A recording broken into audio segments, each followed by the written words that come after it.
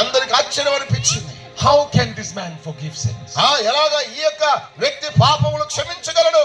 And to prove that Jesus could forgive sins, యేసయ్య పాపములు క్షమించగలడని రుజువు చేయడానికి Jesus said to the paralyzed man, యేసయ్య పక్షవాయుగల వ్యక్తి అన్నాడు, rise up, లేచి నిలబడు, take up your bed నీ యొక్క పరుపెత్తుకో, and walk.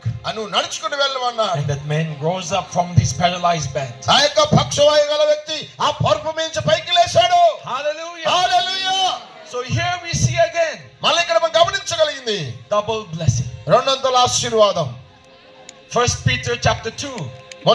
మొదటి పేతురు 2వ అధ్యాయం. Sin forgiven, పాపములు క్షమించబడ్డాయి, sickness healed. ఆ యొక్క రోగము బాగైంది. Psalms 103.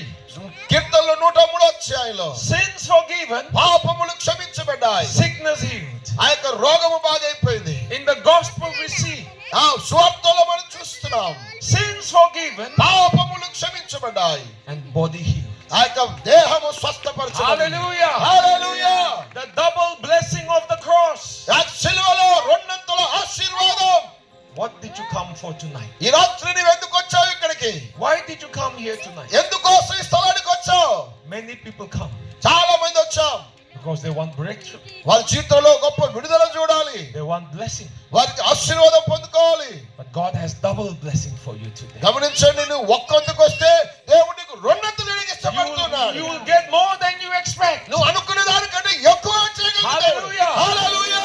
Open your heart. నీ హృదయాన్ని తెరువు. If you believe tonight, ఈ రాత్రి నువ్వు నమ్మితే you will get double blessing. రెండంతల ఆశీర్వాదం You will పొందుకుంటావు. get more than you expect. నువ్వు ఊహించిన దానికంటే దేవుడు అత్యధికంగా చేయగలడు. You have to open your heart. నీ హృదయం తెరిచి You have to believe like a little child. చిన్న బిడ్డలాగా నువ్వు ప్రార్థన చేయాలి. Are you ready? నువ్వు సిద్ధంగా ఉన్నావా?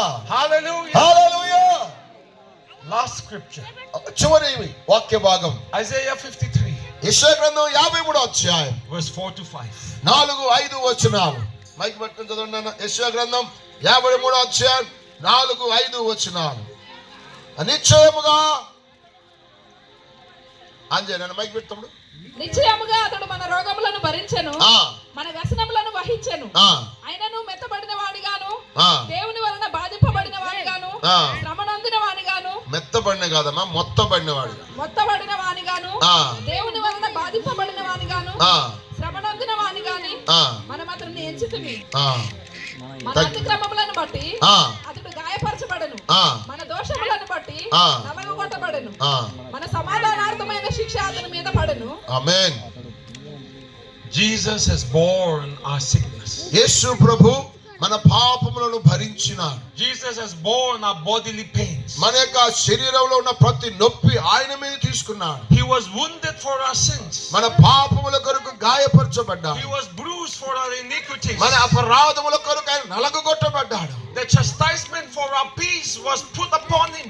మన సమాధానార్థమైన శిక్ష ఆయన మీద మోపబడింది. The punishment for our sins was given to Jesus. మన శిక్ష అంతా యేసు దేహం మీద వేయబడింది. And by his stripes ఆయన గాయముల వలన we are healed. మనము స్వస్థపరచబడ్డాం. Hallelujah. Hallelujah. Again we see double healing. ఇక్కడ చూడండి, రెండంతల స్వస్థతను చూస్తున్నాం. Punishment for our sins. మన పాపముల కొరకు శిక్షించబడ్డాడు. The punishment for our transgression. మన అపరాధముల కొరకు శిక్షించబడ్డాడు. The forgiveness of our sins. మన పాపముల క్షమాపణ కొరకు శిక్షించబడ్డాడు. And by his stripes we are healed. ఆయన గాయముల వల్ల మనకు స్వస్థత. The healing of our bodies. మన దేహములలో స్వస్థత. Hallelujah. Hallelujah. The same sacrifice. అదే అర్పణ. It provides both. అది రెండు విధాలుగా ఉపయోగపడింది. Hallelujah. హల్లెలూయా. So